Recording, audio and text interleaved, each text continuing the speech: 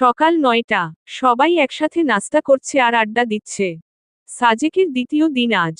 সবার মতামত নিয়ে ঠিক করেছে আজ একটা জায়গায় ঘুরতে যাবে তারা। সবাই সবার সাথে কথা বলছে, শুধু পদ্ম আর সানায়া চুপ করে আছে। পদ্ম তো এমনিতেই অপরিচিত লোকজনের সামনে কমফোর্ট ফিল করে না, আবার সে কথা বলবে। তাই পদ্ম চুপচাপ করে খাচ্ছে। আর কিছুক্ষণ পর পর ইজহানের দিকে আর চোখে তাকাচ্ছে। ইজহান হাসলে যে তার সেই সুন্দর দাঁতটা দেখা যায়। উফ, কি সুন্দর লাগছে এই মানুষটাকে। পদ্ম মুচকি মুচকি হাসছে। এই জিনিসটা সানায়া বেশ খেয়াল করল। তার যেন শরীরে আগুন জ্বালিয়ে দিল। পদ্মকে তার ভালো লাগছে না মোটেই। আবার কেমন করে ইজহানের দিকে তাকিয়ে হাসছে। সানায়া রাগে ক্ষোভে চোখ বন্ধ করে রেখেছে। ইজহান হসপিটালের সিআই রাশেদুল ইসলাম পাশের চেয়ারে বসেছিল। তিনি ইজহানকে ইশারা করলেন, একটু ইজহানের কানটা তার মুখের কাছে আনতে। গো প ন কথা বলবেন। ইজহান ও তাই করল। তোমার ম্যাডামের বয়স কত ইজহান? ইজহান ঢোক গিলল। একটু পানি খেয়ে গলাটা ভিজিয়ে নিল। রাশেদুল ইসলাম সন্দিহান দৃষ্টিতে তাকিয়ে আছে ইজহানের দিকে। স্যার, ম্যাডামের বয়স 15। রাশেদুল ইসলামের চোখ বড় হয়ে আছে। ইজহান এত বড় ছেলে হয়ে এত কম বয়সী মেয়েকে বিয়ে করেছে। কিন্তু কেন? তুমি এত বড় রা ছেলে হয়ে এত কম বয়সী মেয়েকে বিয়ে করেছ কেন? আর তুমি শিক্ষিত ছেলে, শিক্ষিত হয়েও অশিক্ষিতদের মতো কাজ করেছ। তোমার নামে তো বাল্য বিবাহের মামলা দেওয়া দরকার। হসপিটালের সব ডক্টরদের থেকে বেশি রাশেদুল ইসলাম ইজহানকেই স্নেহ করেন। ইজহানের প্রতি আলাদা একটা মায়া আছে বলতে গেলে। আবার নানা রকম কথাও বলে ইজহানকে। ইজহান সব খুলে বলল রাশেদুল ইসলামকে। রাশেদুল ইসলাম সবটা শুনে ইজহানকে বলল, ওহ, তাহলে তোমার কোনো দোষ নেই। ইজহান অসহায় চোখে মাথা নাড়ল। রাশেদুল ইসলাম খেতে খেতে বলল, তোমার ম্যাডাম কিন্তু ভালোই সুন্দর আছে। ইজহান পদ্মের দিকে তাকালো। পদ্ম নিঃশব্দে খাচ্ছে। ইজহান পদ্মকে দেখে হেসে দিল। শুরুর ফার্স্ট ব্র্যাকেট ড্যাশ শেষের ফার্স্ট ব্র্যাকেট। সব ডক্টরের ওয়াইফরা ঠিক করলো তারা একটু সাজবে, কারণ এত সুন্দর একটা জায়গায় ঘুরতে যাবে, একটু না সাজলে নাকি ভালো দেখাবে না। তাই সবাই আবার হোটেলে আসলো। পদ্ম কালো রঙের সুতির মধ্যে একটা কুর্তি পরেছে, যেগুলো ইজহান সাজেকে আসার আগে কিনে দিয়েছে। পদ্ম চুল বাঁধতেই ইজহান বলল আজ যেন চুলগুলো খোলা রাখে। তাই আর চুল বাঁধল না। তবে মাথা মাঝ বরাবর সিটি করে কয়েকটা ক্লিপের সাহায্যে পাশের সামনে চুলগুলো বেঁধে নিল। সামনে দিয়ে কয়েকটা চুল বের করেছে আর পিছন দিয়ে চুল খোলা। মুখে পাউডার মেখে চোখে কাজল দিল হালকা করে। আর সামান্য লিপস্টিক দিল। পদ্মের সাজ শেষ। ইজহান ও পদ্মের সাথে ম্যাচ করে আজ কালো শার্ট পরেছে। জনেই রেডি, এবার বেরোবে তারা। সবাই ঠিক করল কংলাক পাড়া যাবে। সেখানের পাহাড়ে উঠবে। সবাই রওনা হলো কংলাক পাড়ার উদ্দেশ্যে। পদ্ম তো স্তম্ভিত প্রাকৃতিক সৌন্দর্যের উপর। সে নিজের হাঁটার দিকে না দেখে চারপাশ দেখতে ব্যস্ত। ইজহান অনেকবার ডাক দিয়েছে পদ্মকে ঠিকমতো হাঁটতে। পদ্ম ক্লান্ত কংলাক পাড়া হাঁটতে হাঁটতে। হঠাৎ সে দাঁড়িয়ে গেল। যেহেতু ইজহানের হাত ধরে হাঁটছিল পদ্ম, সেহেতু ইজহান খুব ভালো করেই বুঝল পদ্ম দাঁড়িয়ে আছে। ইজহান পদ্মের দিকে ভ্রু কুঁচকে তাকিয়ে বলল, দাঁড়ালে কেন? পদ্ম হাঁপাচ্ছে। আমি আর পারছি না হাঁটতে। কোলে নিব? পদ্ম চোখ বড় বড় করে ইজহানের দিকে তাকিয়ে আছে। না না, দরকার নেই। একটু জিরিয়ে নিই, তারপর আবার হাঁটতে পারবো। ইজহান দাঁড়ালো কিছুক্ষণ পদ্মের জন্য। তারপর 5 মিনিট জিরিয়ে আবার হাঁটা শুরু করল। তারা হাঁটতে হাঁটতে প্রায় হাজাছোড়া ঝর্ণার কাছে চলে এলো। সবার মন চাচ্ছিল গোসল করার জন্য, কিন্তু কেউ এটা পরিকল্পনা করে আসেনি, তাই পারল না গোসল করতে। সেই 10টার দিকে বের হয়েছে সবাই। বিকেল 3টা হোটেলে আসলো। মাঝে একটা ছোট্টখাটো রেস্তোরাঁয় দুপুরের খাবার খেয়ে নিল।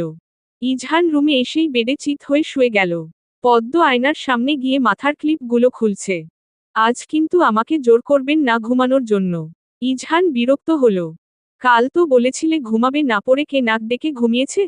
আমি নাক ডাকি না, বাজে বকবেন না কিন্তু। তোমার ইচ্ছে, তুমি ঘুমালে ঘুমাও আর না ঘুমালে নাই। আমি ঘুমাচ্ছি। তবে রুমের বাহিরে যাবে না কিন্তু। পদ্ম মাথা নেড়ে বলল, আচ্ছা। ব্যাস। ইজহান গভীর ঘুমে আচ্ছন্ন। পদ্ম ভালো করে ইজহানকে দেখল। পদ্ম ইজহানের নাকের সামনে তার হাতটা নিল। ঘন নিঃশ্বাস আসছে, তার মানে সে এখন গভীর ঘুমে আছে। পদ্ম মেধার কাছে ভিডিও কল দিল। তাড়াতাড়ি ফোনটা নিয়ে ব্যালকনিতে গেল। কি ব্যাপার সুন্দরী, তোমাদের হানিমুন কেমন কাটছে? পদ্ম অবাক হয়ে গিয়েছে। না আপু, উনি তো এসেছেন গেট টুগেদারে। তো কি এখন হানিমুন হতে পারে না? পদ্ম মাথা নাড়ল। মেধা মাথায় হাত দিয়ে বসে আছে। একক উদ্ধৃতি চিহ্ন। আচ্ছা, কি জন্যে কল দিয়েছ? আজ আমার জন্মদিন। মেধা শেষের কথা না শুনেই অনেক জোরে বলল, শুভ জন্মদিন পদ্ম। পদ্ম মুখ চেপে ধরল নিজের। আপু, আসতে বলুন, উনি ঘুমাচ্ছেন। মেধা হেসে উঠল, বাব্বাহ, তা পদ্ম, তোমার উনি কি জানে আজ তোমার জন্মদিন?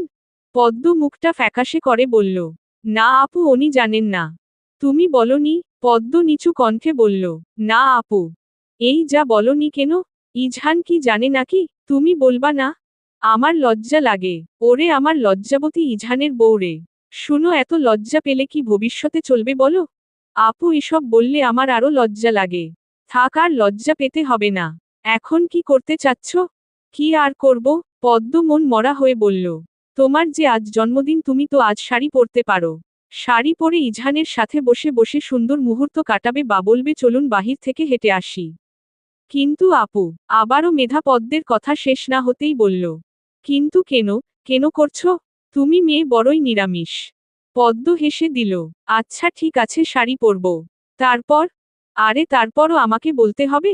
পদ্ম একটু সুর টেনে বলল, আপু, আচ্ছা বলছি।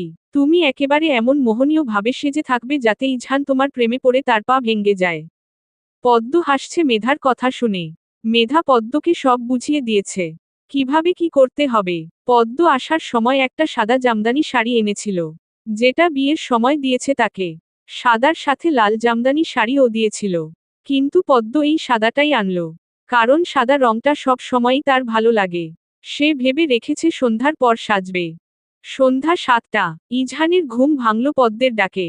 চশমাটা পরে পদ্মের দিকে তাকালো। পদ্ম ওর ফোনটা হাতে নিয়ে দাঁড়িয়ে আছে।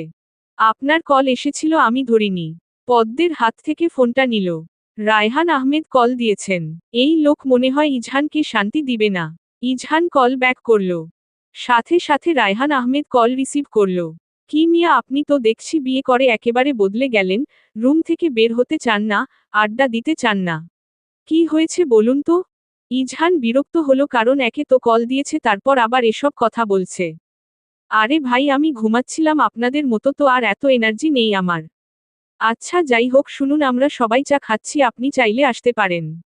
আসছি আমি, বলেই ইজহান কলটা কেটে দিল। ইজহান ফ্রেশ হয়ে এসে পদ্মকে বলল তার সাথে যাওয়ার জন্য, কিন্তু পদ্ম রাজি হলো না। ইজহান যাওয়ার সময়ও পদ্মকে বলল সে একা থাকতে পারবে কিনা। পদ্ম বলল সে পারবে। এক প্রকার ধাক্কাতে ধাক্কাতে ইজহানকে পাঠালো পদ্ম। ইজহান যাওয়া পর জোরে একটা স্বস্তির নিঃশ্বাস ফেলল।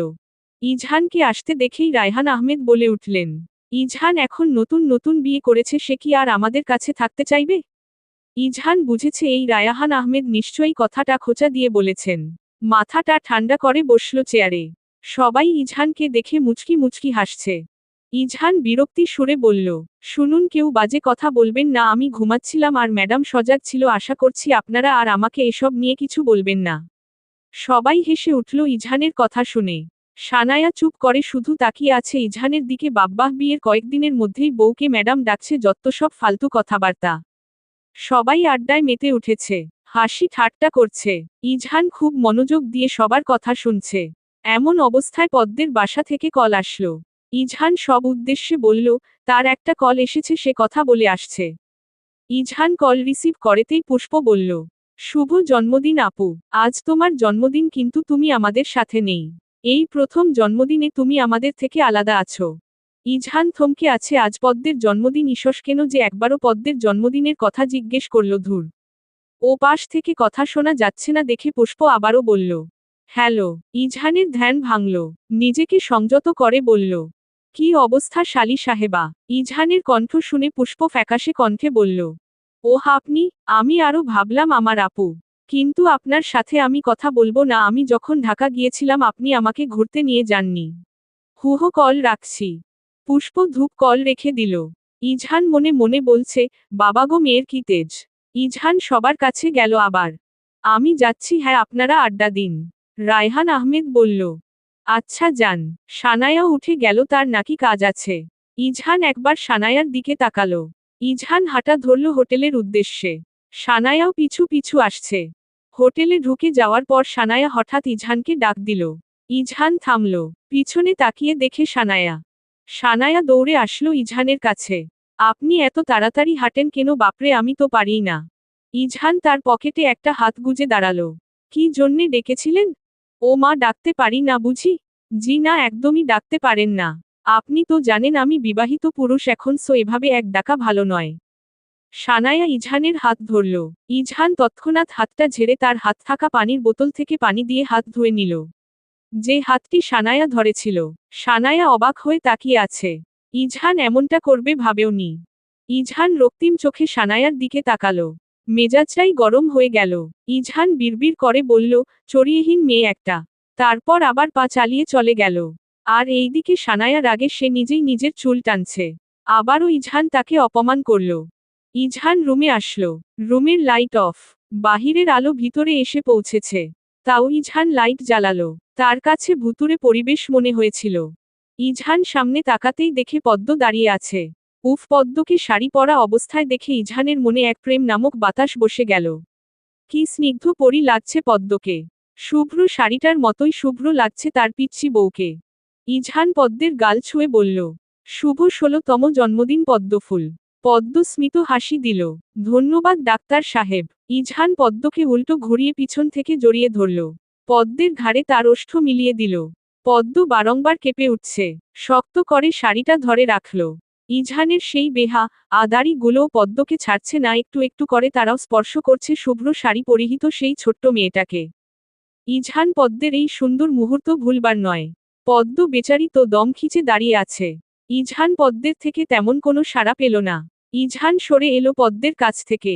বেশ দূরত্ব বজায় রেখে দাঁড়িয়েছে। পদ্ম বে কক লের মতো তাকিয়ে আছে।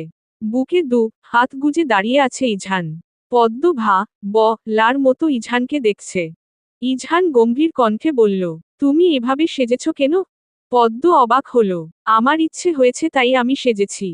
ইজহান বিড়বিড় করে বলল, নিজে তো নিজ ইচ্ছায় সেজেছে। আর এইদিকে আমি রে যাচ্ছি।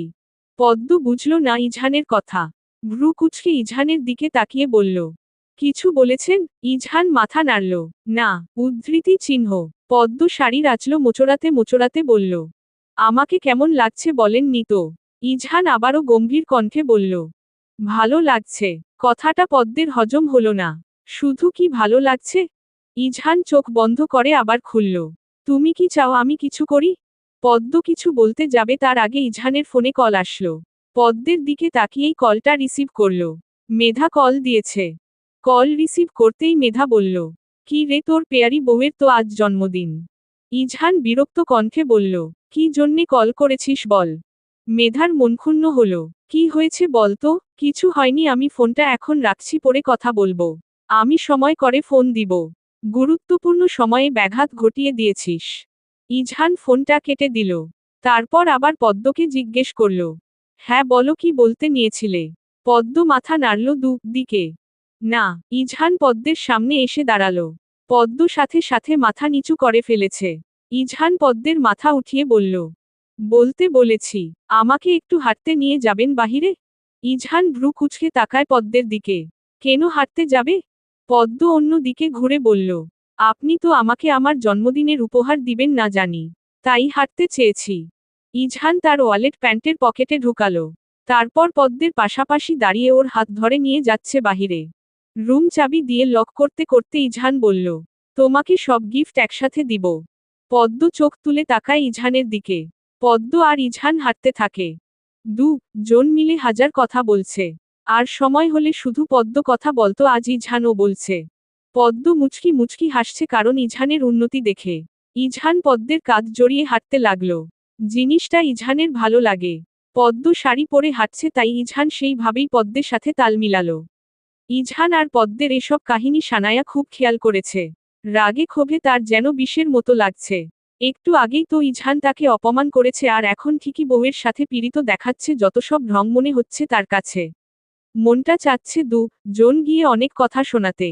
সানায়া এর প্রতিশোধ কালই তুলবে। রাগে ফোসফাস করতে করতে রুমে চলে আসলো। হঠাৎ ইজহান পদ্মের সাথে রায়হান আহমেদের দেখা হয়ে গেল। তিনি ইজহানকে দেখে বললেন, কি ইজহান, তোমরা এখানে কি করছো? ইজহানের যেন কারেন্টের শোক লাগলো। ম্যাডামের ইচ্ছে হয়েছে তাই বাহিরে হাঁটছি একটু। রায়হান আহমেদ একটু মজা নেওয়ার জন্য বললেন, ওহ বুঝেছি, এখন যদি আমরা একটু ডাকতাম ইজহান আসো আড্ডা দিই, তখন তো আসতে না।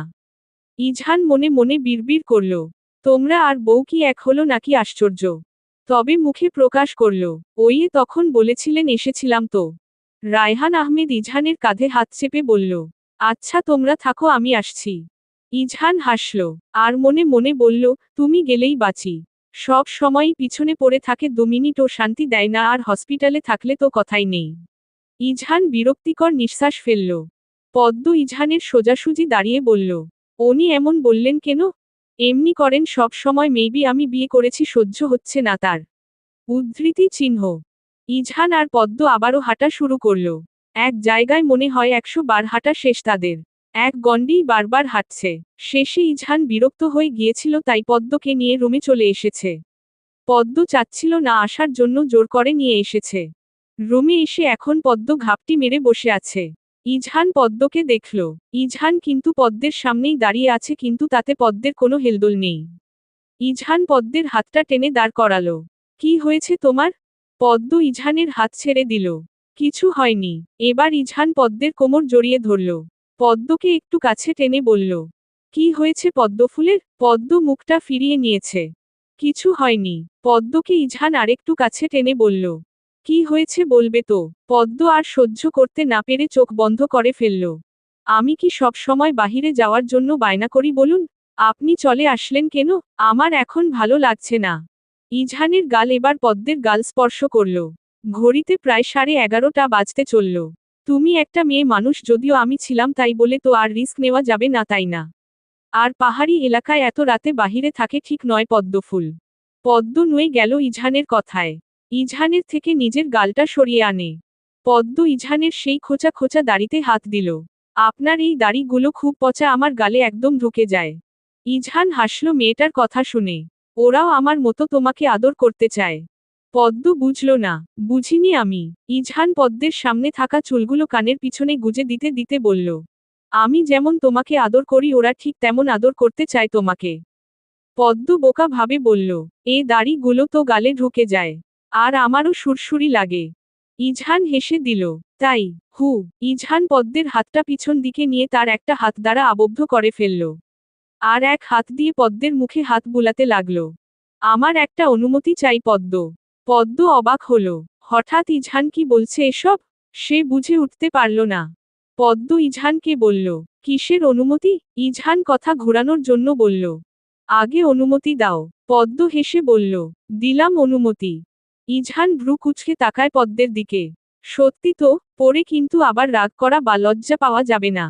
পদ্ম না বুঝে মাথা নাড়ল। ইজহান হাসল পদ্মের কাণ্ড দেখে। পরক্ষণেই ইজহান পদ্মের ওষ্ঠ তার ওষ্ঠের সাথে মিলিয়ে দিল। সাথে পদ্মের শরীর কেঁপে উঠল। ইজহানের সেই অসহায় চুলগুলোকে চেপে ধরল। তাও ইজহানের কোনো হেলদোল নেই। আবার কিছু মুহূর্ত বাদেই ইজহান পদ্মকে ছেড়ে দিল। পদ্ম তো তখন না বুঝে মাথা নাড়িয়েছিল, এখন তো সে রে যাচ্ছে এমন অবস্থা। মাথা তুলে তাকাতে পারছে না ইজহানের দিকে। মুখটা খিচে রাখল। মনে হচ্ছে সে এখনই শেষ হয়ে যাবে। পদ্ম এদিকও যেতে পারছে না, ওদিকও না। একবার যদি ইজহানের মুখটা দেখা যেত। সেও কি পদ্মের মতো লজ্জা পাচ্ছে? ইজহান পদ্মকে স্বাভাবিক করতে বলল, পদ্ম তাড়াতাড়ি জড়িয়ে ধরো আমাকে। তুমি তো লজ্জায় শেষ হয়ে যাচ্ছ। পদ্ম তার সব লজ্জা বিসর্জন দিতে ইজহানকে শক্তপোক্তভাবে জড়িয়ে ধরল। ইজহান হাসছে। পদ্মের মাথায় চুমু একে দিল। আর পদ্ম যেভাবে ইজহানকে জড়িয়ে ধরেছে যেন শতকোটি বছর পার হয়ে গেলেও ইজহান পদ্মকে ছাড়বে না। পদ্মের প্রতি হাজার হাজার অনুভূতি এসে ইজহানের মনে হানা দিল। কেন এই বাচ্চা মেয়েকেই তার এত পছন্দ? উফ ইজহান, এবার তুই শেষ, এই বাচ্চা মেয়ের প্রেমে পড়ে। তখন যদি পদ্মকে না বিয়ে করত তাহলে আজ এই সুন্দর একটা মোমেন্ট তার কি দেখা হতো? কি যে শান্তি লাগছে। সকাল 9টা। ইজহানের চোখে ঘুম নেই, মূলত সেই ঘুম উড়ে গিয়েছে। তবে সে বিছানা ছাড়তে পারছে না। তার ম্যাডাম তাকে ছাড়ছে না। নিশ্চিন্তে তাকে জড়িয়ে ধরে ঘুমাচ্ছে। ইজহান এভাবে শুয়ে থাকতে থাকতে প্রায় 1 ঘন্টা সময় হয়ে গিয়েছে। সে উঠল পদ্মকে ছেড়ে। পদ্মের অগোছালো শাড়ি ঠিক করে দিয়ে ফ্রেশ হতে গেল। ফ্রেশ হয়ে এসে পদ্মকে ডাকল। কিন্তু তার উঠার নাম গন্ধ নেই। সে আরও মুখে বালিশ চেপে ধরে ঘুমাচ্ছে। ইজহান এবার পদ্মের সামনে জোরে বলল, ওঠো পদ্ম, বেলা 12টা বাজতে চলল। পদ্ম তড়িঘড়ি করে উঠে। চোখ মুখ ডলতে শুরু করে। বেশ কিছু সময় পর পদ্ম স্থির হয়ে বসে। ইজহান পদ্মের হাতটা টেনে বলল, যাও ফ্রেশ হয়ে আসো, নাস্তা করতে হবে, আমরা এখানেই নাস্তা করব আজ। উদ্ধৃতি চিহ্ন। পদ্ম মাথা নাড়িয়ে ফ্রেশ হতে গেল। মুখ ধুয়ে পানীয় মুছে নিয়ে আবার এসে বসেছে বেডে। ইজহান নাস্তা নিয়ে আসলো রুমে। পদ্মের মুখের পানি নিজের হাত দ্বারা মুছে দিল। তারপর জনে নাস্তাটা সেরে নিল। আজ পদ্মের মুখ বন্ধ, কথা বলছে না সে, মাথাটা ভার হয়ে আসছে। আজ সাজেকের তৃতীয় দিন। সবাই আজও ঘুরতে বের হবে। কিন্তু আজ নাকি পদ্মের মন চাচ্ছে না ঘুরতে যাওয়ার জন্য। ইজহান একটু নিচে গিয়েছিল। এই মুহূর্তে সানায়া ইজহান আর পদ্মের রুমে আসলো। দরজা খোলাই ছিল, যার কারণে সানায়া খুব সহজে ঢুকে যেতে পারল। পদ্ম বসে ছিল, হঠাৎ তাকে দেখে অবাক হয়। সানায়া পদ্মের মুখ চেপে ধরল। বে আ দ ব মেয়ে। উদ্ধৃতি চিহ্ন। পদ্ম অবাক হয়ে গিয়েছে, আগাগোড়া কিছু মাথায় ঢুকছে না। কি হচ্ছে তার সাথে? পদ্মকে শাড়ি পরা দেখে আরও রাগ হয় সানায়ার। বেডের পাশের টেবিলটাতে একটা কাচের গ্লাস ছিল, সেটার পশ্চাৎ দিয়ে পদ্মের থুতনিতে রি দেয়। যার কারণে পদ্মের পুরো শরীর কেঁপে ওঠে। চোখগুলো বুজে আসছে। না চাইতেও চোখ দিয়ে হাজার অশ্রু ঝরে পড়ে। এগুলো যেন ইজহান না জানে, তাহলে তোমার সাথে খুব খারাপ হবে। তোমার জন্য ইজহান আমাকে প্রতিনিয়ত অপমান করেছে। সে আমাকে পাত্তা দেয়নি। ভুলেও যদি বলেছ এসব, তাহলে তুমি ভাবতেও পারছো না কি হবে তোমার সাথে। ব্যাস, এটুকু বলেই সানায়া চলে গেল। এইদিকে ব্যথায় পদ্ম কাতরাচ্ছে। দ্রুত ঘটে যাওয়া ঘটনা শ্রবণ করতে তার ভীষণ কষ্ট হলো। পারছে না, ব্যথা সহ্য করছে। পদ্ম হাত মুখে ধরে কান্না করছে। ইজহান আসলো কিছুক্ষণ পর। পদ্মকে রুমে দেখল না। ওয়াশরুমে পানির আওয়াজ শোনা যাচ্ছে। ইজহান টোকা দিল। সাথে সাথে দরজা খুলে পদ্ম বের হলো। ইজহান পদ্মকে দেখে থমকে রইল। যে জায়গায় সানায়া গ্লাস দিয়ে রি মেরেছিল, সেই জায়গা কেমন লাল হয়ে আছে। ইজহান ও বুঝতে পারল না পদ্মের থুতনিতে কি হয়েছে। পদ্ম ইজহানকে জড়িয়ে ধরে অজস্র অশ্রু ফেলছে। ইজহান বুঝল না ওই ক্ষতটা কিভাবে হয়েছে, আর পদ্মের এভাবে পাগল হয়ে কান্নার কারণ। পদ্ম কান্নারত গলায় বলল, আমাকে এখান থেকে নিয়ে চলুন। আমি এখানে আর থাকব না। পদ্ম বেঘরে কান্না করছে। ইজহান চেয়েও থামাতে পারছে না। মেয়েটা কাঁদতে কাঁদতে ইজহানের বুক ভাসিয়ে দিয়েছে। ইজহান পদ্মের এসব পাগলামোর মানে বুঝছে না। যেন তার প্রিয় জিনিস হারিয়ে গিয়েছে, তাই সেই জন্য সে কান্না করছে।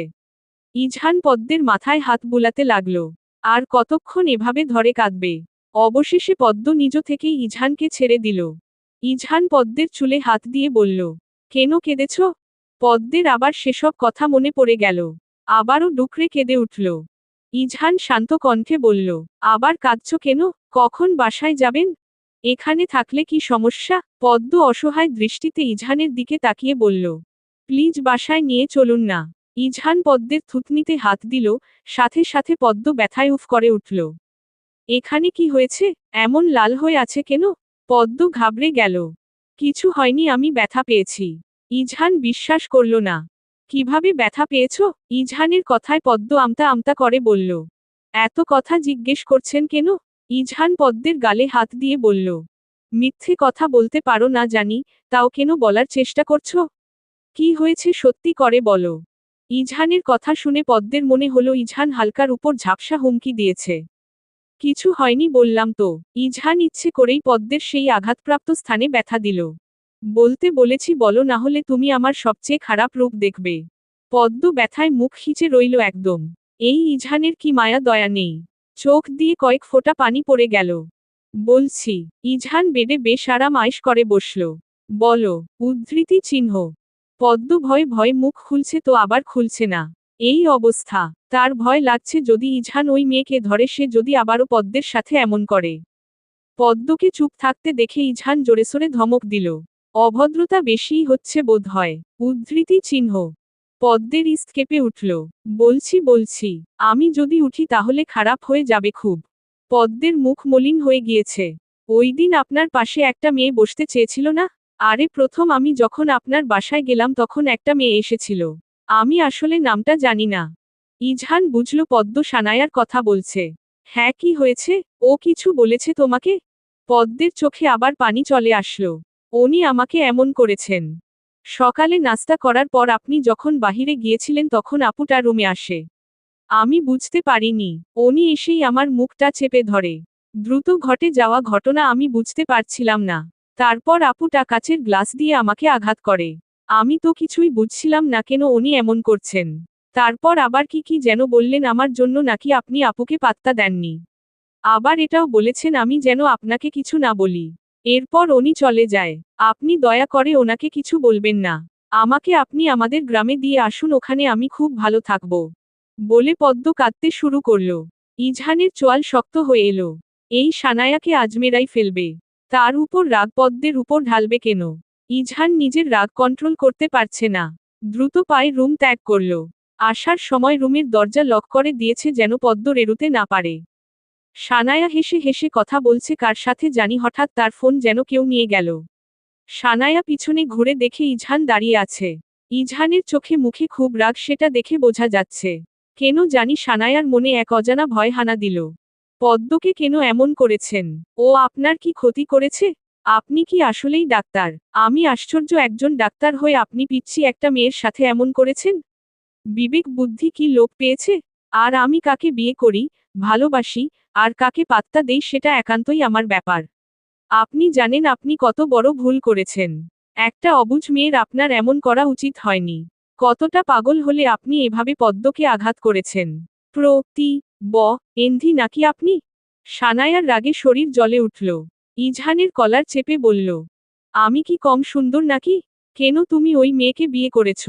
প্রতিনিয়ত তুমি আমাকে অপমান করেছ। আমি কি বেশি কিছু চেয়েছি? আমি তো ওর আগে তোমায় ভালোবাসতাম। এত অপমানের পরও তো তোমার কাছে ছুটে গিয়েছি ইজহান। আচ্ছা এমন করলে হয় না, তুমি ওই মেয়েকে ছেড়ে আমাকে বিয়ে করে আমার সাথে সংসার করবে। আমরা সুখে শান্তিতে বসবাস করব। প্লিজ ইজহান, তুমি ওই মেয়েকে ছেড়ে দাও। আমি সত্যিই কষ্ট পাচ্ছি ইজহান। ইজহান এতক্ষণ তার রাগটা কন্ট্রোল করেছিল। আর সানায়া ইজহানের রাগ আবার বিগড়ে দিয়েছে। একে তো কলারে হাত দিয়েছে, আবার এসব বাজে কথা বলছে। ইজহান রাগে চোখটা বন্ধ করছে আবার খুলছে। একটা মেয়ে হয়ে কিভাবে একটা ছেলের কলারে হাত দিতে পারে? ইজহান সানায়াকে ধাক্কা দিয়ে সরিয়ে দিয়েছে। এত বড় সাহস, আমার কলারে হাত দিয়েছিস?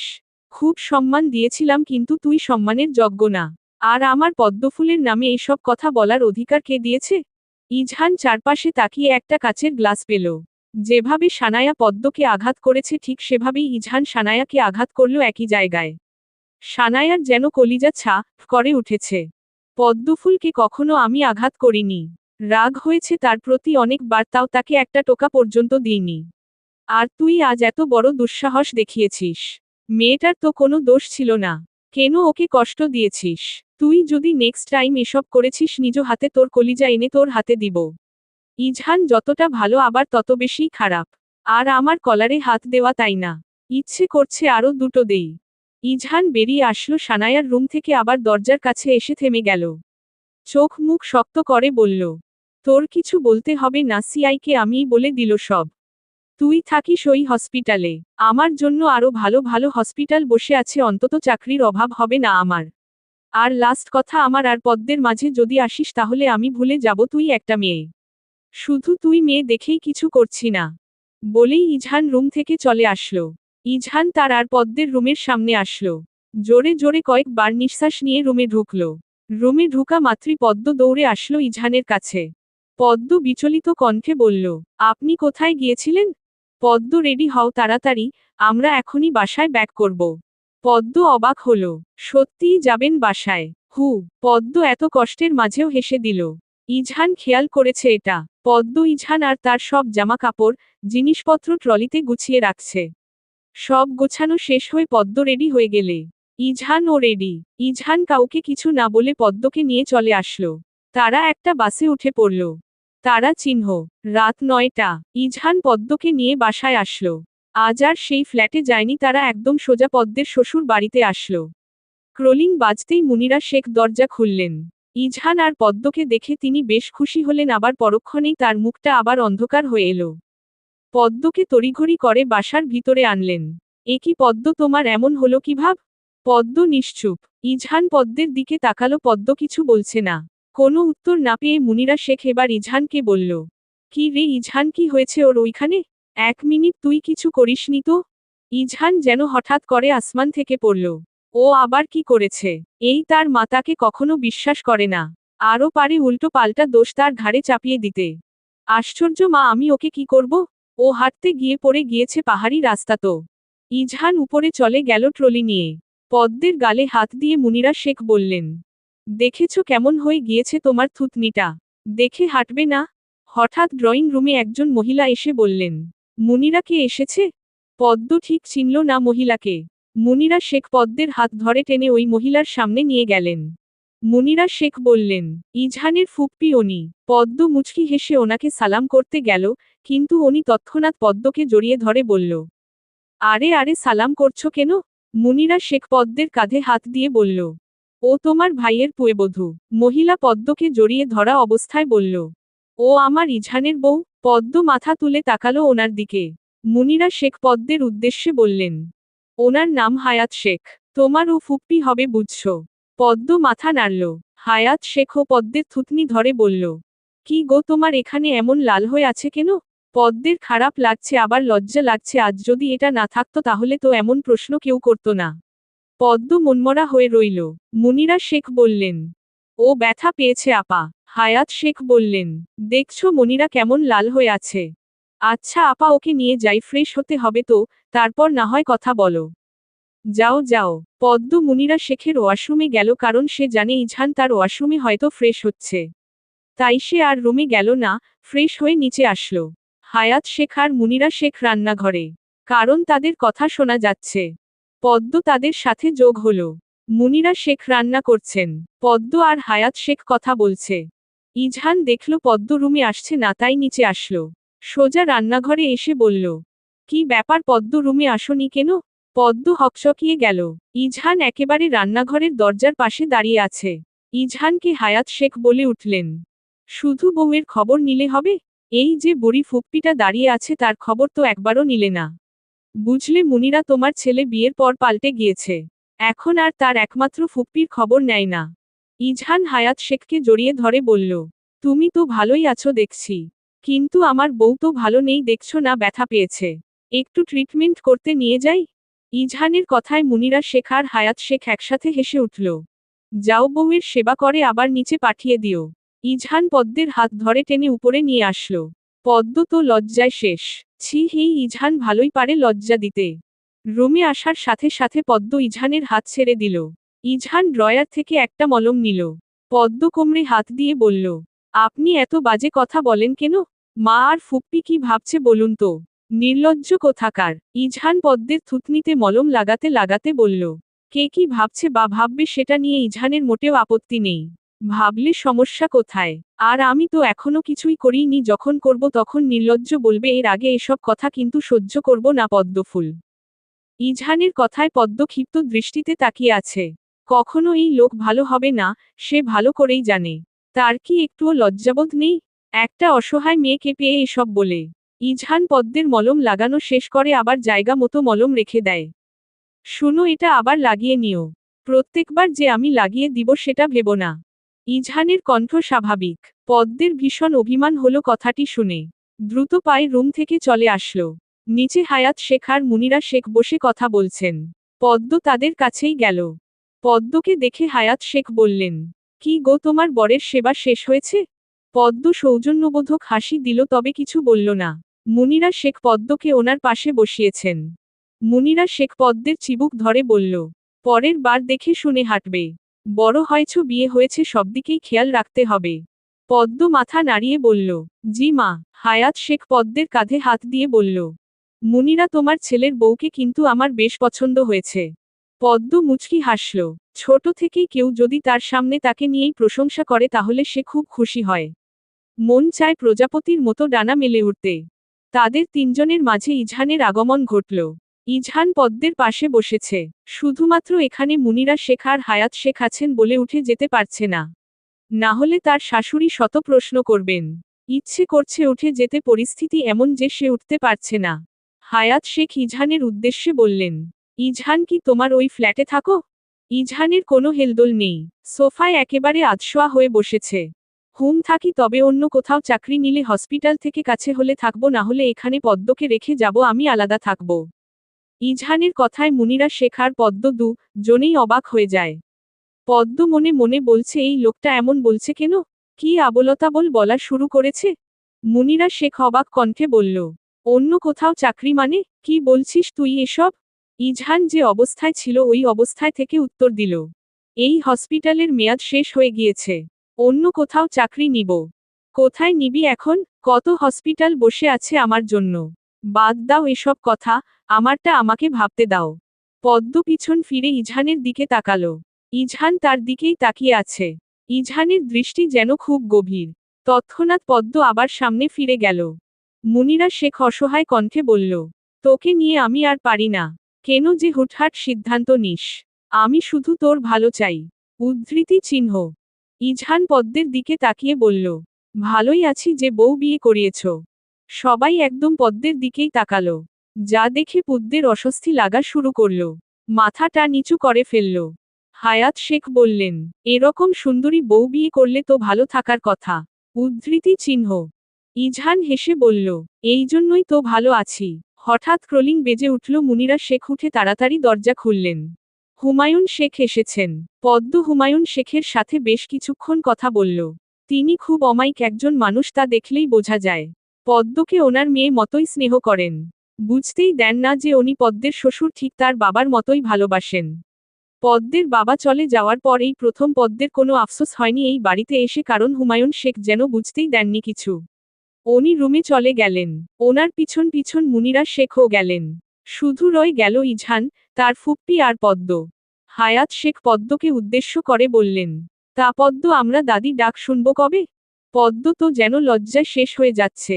পদ্মকে লজ্জা দিতে ইজহান আরও বলল, তুমি কবে দাদি ডাক শুনতে চাও বলো? যেদিন তোমরা শোনাবে সেদিনই তো শুনতে পারবো, তাই না? আহা ফুপ্পি থাক, তুমি বেশি টেনশন নিও না, তোমাকে খুব তাড়াতাড়ি দাদি ডাক শোনানোর দায়িত্ব নিলাম।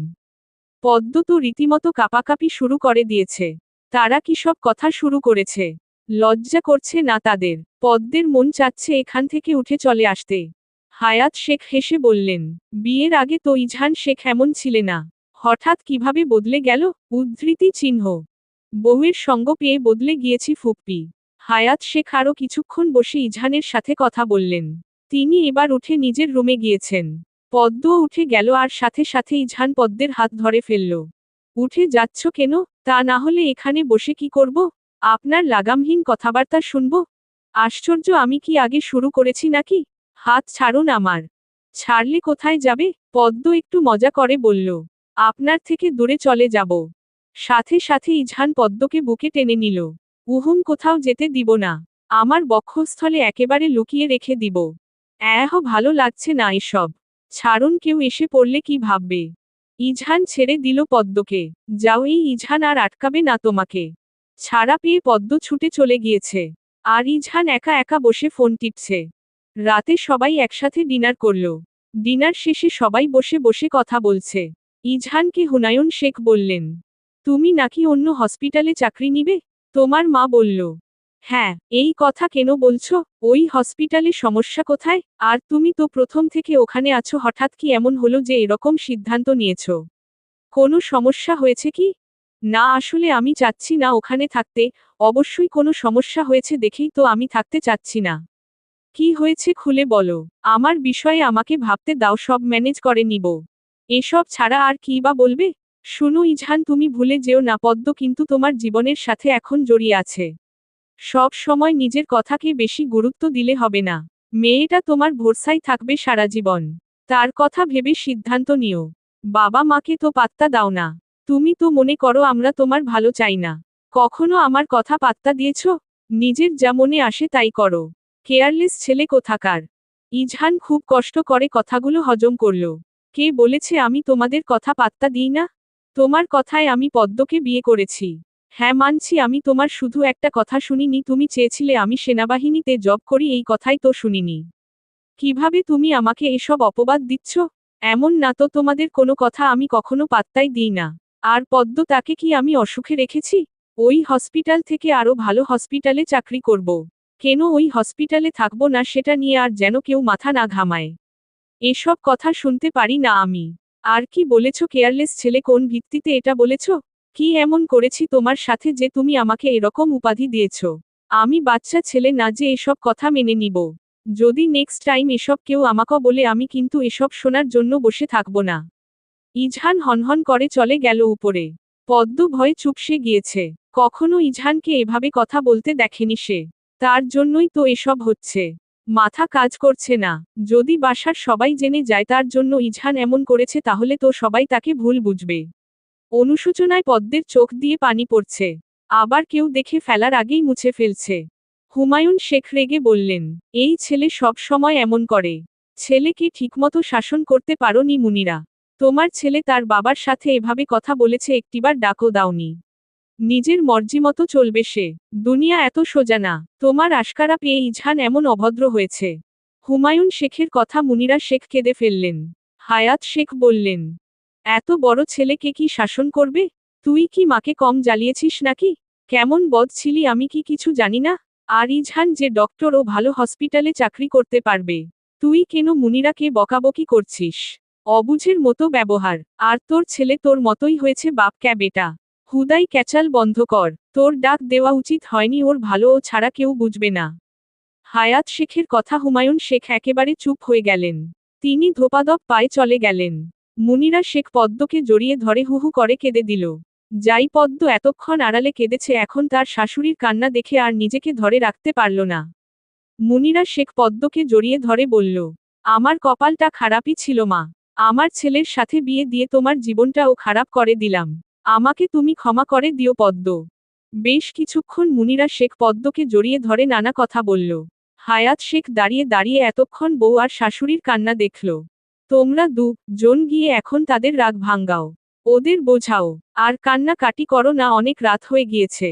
একক উদ্ধৃতি চিহ্ন। পদ্ম পা টিপে টিপে রুমে আসলো। রুম পুরো অন্ধকার করে রেখেছে ইজহান। বাহিরের আবছা আবছা আলো বারান্দায় এসে পৌঁছেছে। পদ্ম ভয় পেয়ে দৌড়ে ইজহানের কাছে আসলো। পদ্ম ইজহানকে পিছন দিক থেকে জড়িয়ে ধরল। ইজহান হাত সরিয়ে দিল। আবারও পদ্ম ইজহানকে একইভাবে জড়িয়ে ধরেছে। তাও আগের থেকে আরো শক্ত করে। ইজহানের গম্ভীর কণ্ঠ শোনা গেল, পদ্ম তোমাকে আমার থেকে ছাড়াতে 1 মিনিটও লাগবে না। জোরাজুরি করার আগেই ছেড়ে দাও। পদ্ম মোলায়েম কণ্ঠে বলল, উফ ডাক্তার সাহেব এত রাগ করছেন কেন? ভালোবাসি তো। ইজহান আর ছাড়ানোর চেষ্টা করল না, এভাবেই কিছু সময় জনে দাঁড়িয়ে থাকল। পদ্ম ইজহানকে ছেড়ে সামনে দাঁড়া করালো। পদ্ম ইজহানের চুলগুলো ঠিক করে দিতে দিতে বলল, সব সময় রাগ করলে হয় না। অনেক সময় কিছু কথা শুনে থাকতে হয়। বড়রা কখনো খারাপের জন্য বলেন না, আর বাবারা তো একদমই না। এভাবে হুটহাট মেজাজ গরম করা উচিত নয়। ইজহান চোখ ছোট ছোট করে পদ্মকে দেখল। কিভাবে পদ্ম ছেলেমানুষি ছেড়ে একদম একজন প্রাপ্তবয়স্ক ব্যক্তিদের মতো কথা বলছে। ইজহান পদ্মকে টেনে দেয়ালের পাশে দাঁড়া করালো। যদিও সে ব্যথা পেয়েছে তাও টু শব্দ পর্যন্ত করেনি। মুখ খিচে রইল। ইজহান পদ্মের পাশে দেয়ালে হাত রেখে বলল, তারপর? পদ্ম ঘাবড়ে গেল। তারপর আর কি? আর বলবেন না ম্যাডাম, আপনার কথা বলা শেষ। পদ্ম আমতা আমতা করে বলল, ঘুমাবো চলুন না। ইজহান পদ্মের কথা শুনল। পদ্মের হাত ধরে রুমে নিয়ে আসলো। পদ্ম এক কোনায় গুটিসুটি মেরে শুয়ে আছে, ইজহান তা দেখে পদ্মকে টেনে তার কাছে নিয়ে আসলো। পদ্মের মাথাটা তার বক্ষে মিশিয়ে বলল, পদ্ম তোমার ডাক্তার সাহেব দিন দিন অভদ্র হয়ে যাচ্ছে। সে আর ভদ্র বরের মতো সেজে থাকতে পারছে না। মনে খুব প্রেমের পিপাসা পেয়েছে পদ্মফুল। কেন এমন হচ্ছে বলো তো? পদ্ম ইজহানের কথা শুনছে। কিছুক্ষণ আগে যে ঝামেলাটা হয়েছে তা যেন ইজহানের মনেই নেই। বোঝাই যাচ্ছে না একটু আগে শেখ বাড়ির উপর যুদ্ধ বয়ে গিয়েছিল। পদ্মের খুব হাসি পাচ্ছে। শুয়ে শুয়ে ইজহানের কথা শুনছে আর হাসছে। রুমটা অন্ধকার তাই পদ্মের হাসি ইজহান দেখছে না। পদ্ম কথা বলছে না দেখে ইজহান পদ্মকে ছেড়ে দিয়ে বলল, কথা বলছো না কেন? পদ্ম হেসে হেসে বলল, কি বলবো? ওয়েট তুমি কি হাসছো? পদ্মের চোখগুলো আচমকা বড় হয়ে গেল। সাথে সাথে হাসি বন্ধ হয়ে গেল তার। কোথায়, কখন না তো আমি একটুও হাসিনি। তাই হাসনি? না। উদ্ধৃতি চিহ্ন। তাহলে লাইট অন করে দেখি। আরে তার দরকার নেই, হ্যাঁ আমি একটু হেসেছিলাম। দেখেছো ইজহান তোমার হাসি অন্ধকারেও অনুভব করতে পারে। পদ্ম এসব কথা না শোনার জন্য বলল, আচ্ছা আপনি কেন ওই হসপিটালে আর চাকরি করবেন না? আমার জন্য কি? ইজহান গম্ভীর কণ্ঠে বলল, জি, সেজন্যই করব না। আচ্ছা আমি বলি কি আপনি ওই হসপিটালের চাকরিটা করুন। এভাবে তো হয় না। ইজহান পদ্মকে পুরো কথা শেষ করতে দিল না, তার আগেই চুপ করিয়ে দিল। তোমার কোনো রকম কথা এ বিষয়ে শুনতে চাই না। যখন তুমি আমার জীবনে ছিলে না আমার সব সিদ্ধান্ত আমি একাই নিয়েছি। যদি আমার সাথে ঝামেলা না করতে চাও তাহলে আর কথা বলবে না এগুলো নিয়ে। পদ্ম একেবারে চুপসে গেল। এত তোত্তারা সে কখনো দেখেনি। ইজহান অন্য দিকে ফিরে শুয়ে পড়ল। পদ্ম পিছন থেকে জড়িয়ে ধরেছে। ইজহান নিজেও ধরল, আবার কিছু বলল না। সকাল 9টা। ইজহানের ঘুম ভেঙেছে। ঘুম থেকে উঠে পদ্মকে পাশে পেল না। সে ভালো করেই জানে পদ্ম এখন থাকবে না। নিশ্চয় নিচে মুনিরা শেখ আর হায়াত শেখের কাছে গিয়েছে। ইজহান উঠে ফ্রেশ হতে গেল। তারপর চশমা পরে ফিটফাট হয়ে নিচে নেমেছে। পদ্ম মুনিরা শেখের সাথে নাস্তা বানাচ্ছে। আর ইজহান তার ফুপ্পির সাথে কথা বলছে বসে বসে। মুনিরা শেখ পদ্মকে বলেছে ইজহানের জন্য নাস্তাটা নিয়ে যেতে, পদ্ম তাই করল। ইজহানের নাস্তাটা টেবিলে রেখে আসলো। খেতে আসুন। ইজহান উঠে নাস্তা করতে গেল। পদ্ম সাথে দাঁড়িয়ে আছে। ইজহান পদ্মের হাত ধরে বলল, তুমি নাস্তা করেছ? পদ্ম মাথা নাড়িয়ে বলল, হ্যাঁ করেছি। ইজহান পরোটা মুখে দিয়ে বলল, আমাকে ছাড়াই খেয়ে নিলে? পদ্ম ইজহানের দিকে অসহায় দৃষ্টিতে তাকিয়ে বলল, মা আর ফুপ্পি জোর করেছিল। আচ্ছা সমস্যা নেই। ইজহান নাস্তা শেষ করে উঠে চলে গেল উপরে। পদ্ম রান্নাঘরে মুনিরা শেখ আর হায়াত শেখের কাছে দাঁড়িয়ে আছে। সে আর উপরে যায়নি, নিচেই তাদের সাথে দাঁড়িয়েছিল। ঘড়িতে 12টা বাজে। ইজহান তাকালো ঘড়িতে। পদ্ম এখনো পর্যন্ত রুমে আসেনি। ইজহানের খুব রাগ হলো, পদ্ম একবারও রুমে আসলো না। অবশেষে দীর্ঘ সময়ের পর পদ্ম রুমে আসলো। ইজহান ফোনে কথা বলছে। পদ্ম তাড়াতাড়ি ওয়াশরুমে ঢুকলো। একেবারে গোসল করে বের হলো। ইজহান বারান্দায় দাঁড়িয়ে আছে গ্রিল ধরে। যেন দেখে মনে হচ্ছে কত কষ্টে আছে। পদ্ম পিছন থেকে ইজহানকে দেখছে। গালের সেই দাড়ি আর চশমা ছাড়া আর কিছুই দেখা যাচ্ছে না। রুমে আয়নার সামনে দাঁড়িয়ে পদ্ম চুলগুলো তোয়ালে থেকে খুলে দিল। ইজহান পদ্মের পাশাপাশি এসে দাঁড়িয়েছে। পদ্ম সোজাসুজি ইজহানের দিকে না তাকিয়ে আয়নায় দেখছে। ইজহান পদ্মের ভিজা চুলে হাত দিয়ে বলল, এত তাড়াতাড়ি গোসল করেছ কেন? এমনি করে ফেলেছি। রুমে আসনি কেন একবারও? পদ্ম ইজহানের দিকে তাকিয়ে বলল, আসলে কি হতো?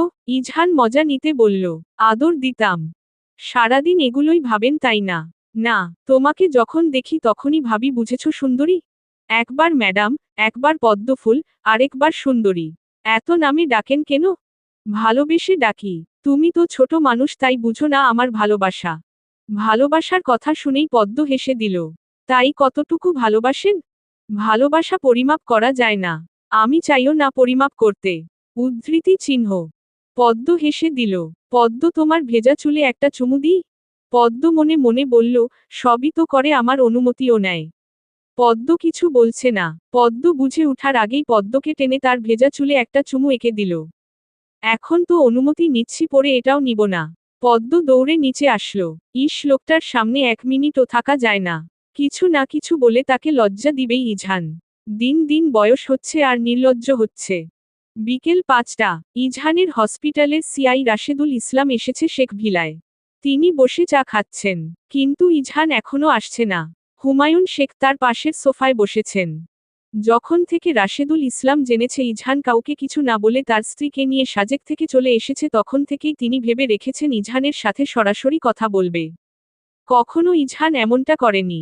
তিনি ভাবতেই পারছেন না যে ইজহান তাকে কিছু না জানিয়ে সেখান থেকে চলে এসেছে। মূলত তিনি ইজহানকে খুব ভালো জানেন দেখেই আজ শেখ ভিলা এসেছেন।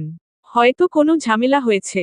হসপিটালের 3জন ডাক্তারকে দিয়ে রাশেদুল ইসলাম কল দিয়েছিল ইজহানকে, কিন্তু সে ধরেনি। বুঝেছে কিছু একটা হয়েছে, কারণ ইজহান কখনো এমনটা করেনি। যতবার হসপিটাল থেকে ঘুরতে যেত সে কোনো সমস্যা হলে সর্বপ্রথম রাশেদুল ইসলামকে জানাতো। ইজহানের এমন কাণ্ডে রাশেদুল ইসলাম অবাক প্রায়। মুনিরা শেখ পদ্মকে উপরে পাঠিয়েছেন ইজহানকে নিচে নিয়ে আসার জন্য। যেহেতু ইজহান ঘুমাচ্ছে তাই পদ্ম ইজহানকে ডাকতে গিয়েছে। পদ্ম ইজহানের হাত নাড়িয়ে বলল, শুনছেন? ইজহানের দিক থেকে কোনো সাড়া শব্দ নেই। পদ্ম আবারও ডাকল ইজহানকে। ইজহান হকচকিয়ে উঠে বসে পড়েছে। আসলে আপনার হসপিটালের সিআই এসেছেন। ইজহান চুলে হাত দিল। আমার চশমা দাও। পদ্ম তড়িঘড়ি করে চশমা দিল ইজহানের। ইজহান নিচে যাওয়ার আগে পদ্ম তাকে উদ্দেশ্য করে বলছে, উনি যদি চান আপনি হসপিটালে ফিরে যান তাহলে তাই করবেন। না হলে আমি কিন্তু গ্রামে চলে যাব। হো। ইজহান চোখমুখ শক্ত করে বলল, এর উত্তর আমি পরে এসে দিব। ইজহান নিচে এসে বসে আছে। রাশেদুল ইসলাম ইজহানকে এই পর্যন্ত 3 বার জিজ্ঞেস করেছে কেন সে কাউকে কিছু না বলে চলে এসেছে। তিনি ইজহানের কাছ থেকে উত্তরের অপেক্ষায় বসেছিল কিন্তু প্রতিবারই ফলাফল শূন্য এসেছে। ইজহান কিছু বলছে না। ইজহানের কিছু না বলার কারণ হচ্ছে এখানে হুমায়ুন শেখ বসে আছেন। তার বাবার সামনে এই কথা কোনোমতেই বলা যাবে না। রাশেদুল ইসলাম আবারও বলল, দেখো ইজহান, আমি তোমাকে সবার থেকে আলাদা ভাবি। সবকিছুতেই তোমাকে গুরুত্ব দেই বেশি। এই পর্যন্ত তোমাকে কয়েকবার জিজ্ঞেস করেছি কেন এভাবে না বলে চলে এসেছো, কিন্তু তুমি কোনো কিছুই বলছো না। এসব তোমার থেকে আশা করতে পারছি না ইজহান। ইজহান উঠে দাঁড়ালো। স্যার, আমি আপনার সাথে পার্সোনাল ভাবে কথা বলতে চাই। আমার রুমে আসলে ভালো হয়। রাশেদুল ইসলাম ইজহানের সাথে তার রুমে গেল। স্যার, আপনার হসপিটালের সিনিয়র ডক্টর সানায়া শাহরিনের ব্যবহারে আমি খুবই লজ্জিত। রাশেদুল ইসলাম অবাক হলেন, কারণ ওনার জানামতে ইজহান আর সানায়ার মধ্যে খুব ভালো একটা সম্পর্ক ছিল। মানে বুঝছি না ইজহান, খুলে বলো সব। আসলে স্যার, সানায়া ম্যাম আমাকে পছন্দ করত। তার পছন্দের আকার ভিন্ন ছিল। আশা করি বুঝবেন কিসের কথা বলছি। আমার বিয়ে হয়েছে উনি সেটা জানেন, তারপরেও তিনি মেনে নিতে পারছেন না। আমি মিথ্যে বলবো না, আমি ওনাকে অপমান করেছি। প্রত্যেক পদে পদে তাকে বুঝিয়েছি আপনাকে মেনে নিতে হবে, আমি বিবাহিত। হসপিটালে থাকাকালীন সময়ে তিনি ব্রেক টাইমে আমার সাথে এসে এসব কথাই বলতেন। একটা মেয়ের সাথে আমি কিভাবে কথা বলি বা ঠিক তাদের কি নজরে দেখি সেটা আপনি ভালো জানেন স্যার। উনি আমার স্ত্রী সঙ্গে সবচেয়ে নিকৃষ্ট ব্যবহারটা করেছেন। কাচের গ্লাস দিয়ে পদ্মকে আঘাত করে। শুধুমাত্র আমি বিয়ে করেছি বলে। এটা মেনে নিতে পারেননি বলেই এত বাজে ভাবে পদ্মকে আঘাত করে। একজন সিনিয়র ডক্টর হিসেবে কিভাবে কাজটা করতে পারেন? হয়তো ভবিষ্যতে দেখা যাবে উনি আপনার হসপিটালের কোনো পেশেন্টকে মেরে ফেলেছেন। এটাও সত্য যে আমি ওনাকে আঘাত করি ঠিক একইভাবে। চাইলে অনেক কিছুই করতে পারতাম, তবে আমার মান সম্মান আছে।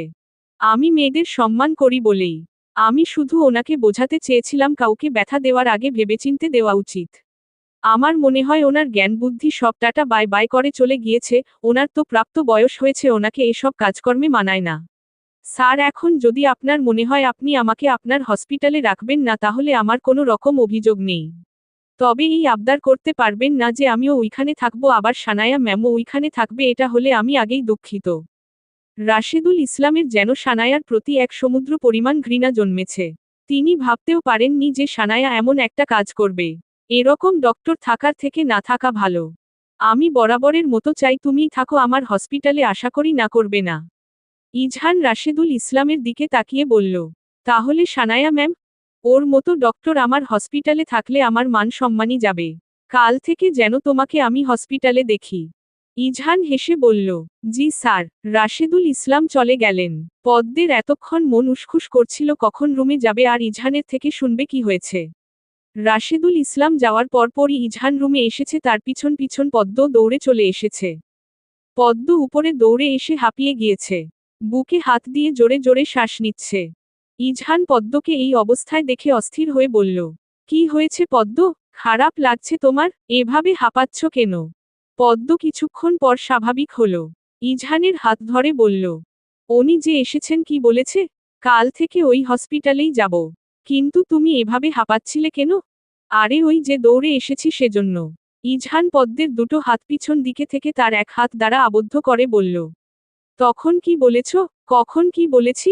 ইজহান সন্দিহান দৃষ্টিতে পদ্মের দিকে তাকিয়ে বলল, তুমি বলনি গ্রামে চলে যাবে। পদ্ম ঘাবড়ে গেল। অপ্রত্যাশিত হাসি দিয়ে বলল, আমি তো মজা করেছিলাম। এবার মজা করার দাম দাও। যতবার মজা করবে ততবার এই ধরনের শাস্তি পাবে। ইজহান পদ্মকে টেনে সম্পূর্ণ তার সাথে মিশিয়ে নিল একেবারে।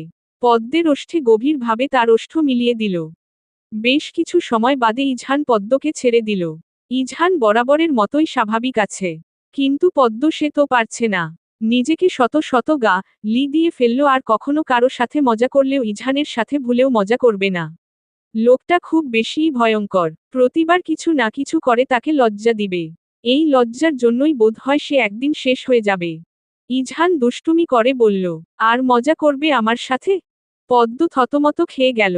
মাথা নাড়িয়ে বলল, কখনো করব না, আমার শিক্ষা হয়ে গিয়েছে। ইজহান পদ্মের গাল স্পর্শ করে করল। বৃদ্ধ আঙুল দিয়ে পদ্মের গালে ছুঁয়ে বলল, এখন তো মজা করেছ তাই শাস্তি দিয়েছি। কিছুদিন পর মজা না করলেও এমন শাস্তি ফ্রি পাবে। পদ্ম চোখগুলো ছোট ছোট করে বলল, উহুম, আমার চাই না। ইজহান মুচকি হাসল, তুমি অনিচ্ছুক হলেও দিব। পদ্ম সরে আসলো ইজহানের থেকে। অনেকটাই দূরে চলে এসেছে, একদম দরজার কাছে। মুচকি হাসেন কেন? আপনার সেই সুন্দর দাঁতটা দেখিয়ে হাসবেন। সেই হাসিটা আমার ভীষণ পছন্দের, ডাক্তার সাহেব। কথাটি বলেই পদ্ম ভো করে দৌড় দিয়ে চলে গিয়েছে। ইজহান হাসছে, এখন সেই সুন্দর দাঁতটা দেখা যাচ্ছে। তবে হাসিটা না দেখেই পদ্ম চলে গিয়েছে। কি প্রাণবন্ত মেয়ে, আর কি চমৎকার কথাবার্তা। কাছে এসে কথাগুলো বলতে পারে না, দূরে গিয়ে বলে। ইস, এক কিশোরী মেয়ের প্রেমের বাক্য কি শুদ্ধ। সন্ধ্যায় ইজহান সোফায় বসে খবর দেখছে।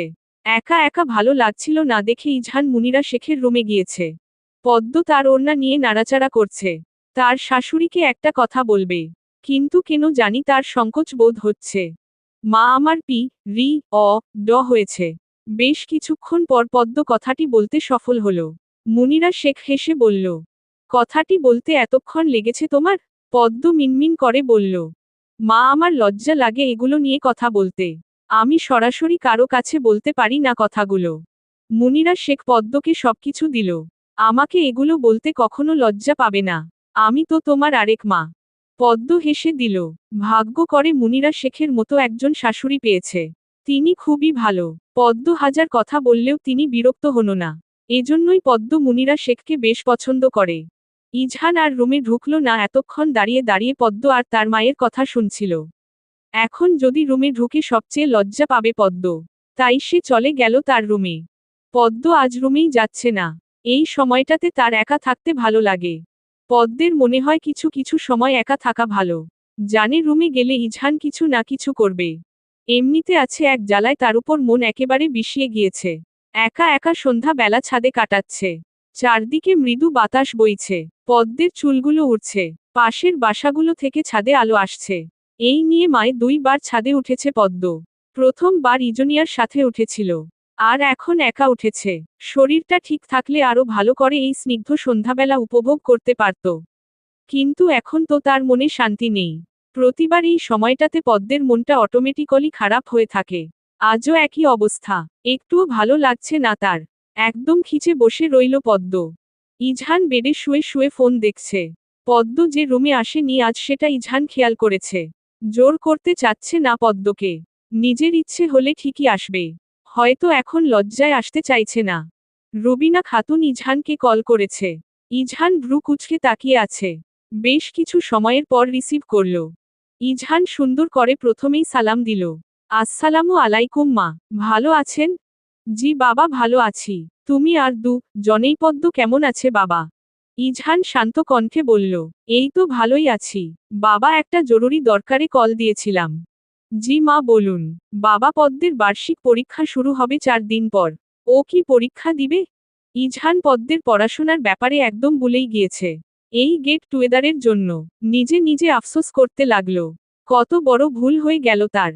জি মা, অবশ্যই দিবে, রবিনা খাতুন বলল। তাহলে বাবা ওকে কবে গ্রামে নিয়ে আসবে? ইজহান সাথে সাথে বলল, কালই নিয়ে আসব। আচ্ছা বাবা, তুমি কি কাল আসবে ওর সাথে? জি আসব। তারপর আরো কিছু কথা বলে রবিনা খাতুন কলটা রাখল। ইজহান রুম থেকে বের হয়ে পদ্মকে খুঁজছে, কিন্তু কোথাও মেয়েকে পাওয়া যাচ্ছে না। এক সময় ইজহানের মাথাটা ভীষণ গরম হয়ে গেল। এক জায়গায় স্থির হয়েও বসে থাকতে পারে না। ইজহানের এবার টেনশনে ধরল। পদ্ম আসলে কোথায়? মুনিরা শেখের কাছে জিজ্ঞেস করল পদ্ম কোথায়, কিন্তু তিনিও জানেন না। রুমে আসার সময় ইজহান দেখল ছাদের দরজা খোলা। মন বলছে পদ্ম ওখানে নেই, তাও গেল ছাদে। ঠিকই মহারানী ছাদে বসে আছেন। আগে ছাদে এসে খুঁজলে এত বেশি হয়রানি হতো না। কি সুন্দর বসে বসে পা দুলাচ্ছে। আর এতক্ষণ সে অযথা কষ্ট করেছে। ইজহান দ্রুত পায়ে পদ্মের কাছে গেল। পদ্ম চোখ বন্ধ করে বসে আছে, ইজহানের উপস্থিতি টের পেল না। ইজহান পদ্মের হাত ধরে টান দিয়ে দাঁড়া করালো। পদ্ম আচমকা এমন হওয়াতে ভয় পেয়েছে। আর ইজহানের এমন ব্যবহারে সে খুব অভিমান করেছে আর পেটেও ব্যথা পেয়েছে। পদ্মের চোখে পানি চলে আসলো। তোমাকে কত খুঁজেছি আমি জানো? সন্ধ্যা বেলা এখানে বসে আছো কেন? কাউকে কিছু না বলেও একা একা চলে এসেছো।